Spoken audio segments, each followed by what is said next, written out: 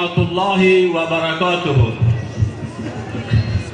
Ma'lum havaya Emir Jibar Hür Da'wa Partisi Teşkilat-ı Khoya Cezire Emvekin Emlevede Kumbine Huntef Serser Mav Serçav Mahatin.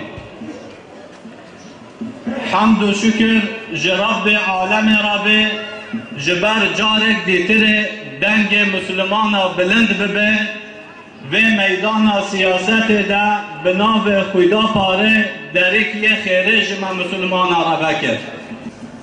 Libas emd beşem şukhab mebdanina ve kuyda pare ve meda eşkerekirin ku em alternatif cemi'i partiyana.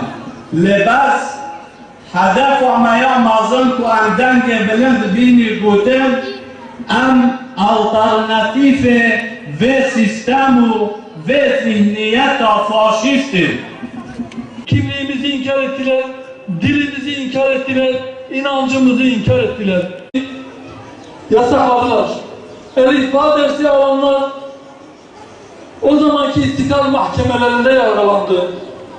Sistemin bu zulmüne itiraz eden şeyhlerimiz, alimlerimiz dar ağaçlarında sallandırıldı, idam edildi. Katliamlara uğradı. Dersim'de, Zilan'da ve daha birçok yerde. Yine alimlerimiz sürgüne gönderildi. Usta Bediüzzaman gibi yıllarca Batı illerinde ölümüne kadar sürgünde bırakıldı.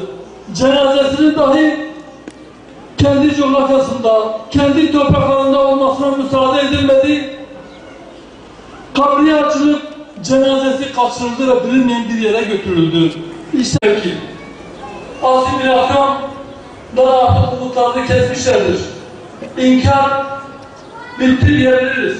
Ama farklı devlet eliyle devletin yanlış uygulamalarına yeni bir örnek olarak Robotkir katliamı daha canlı, taptaze duruyor ve yine devlet suçlu yoktur, fail yoktur, kusur yoktur, hata yoktur. İnsanlar öldüyse parasını öderiz, olur biter. Bu kadar biçilen değer işte bu kadar. İnsanımıza, kendi halkına bir sistemin, bir devletin biçtiği değer bu kadar. Parasını verir öldürürüz. Bu yanlış bir uygulamadır. Ve Robotkir katliamının sonuna kadar takipçisi olacağız.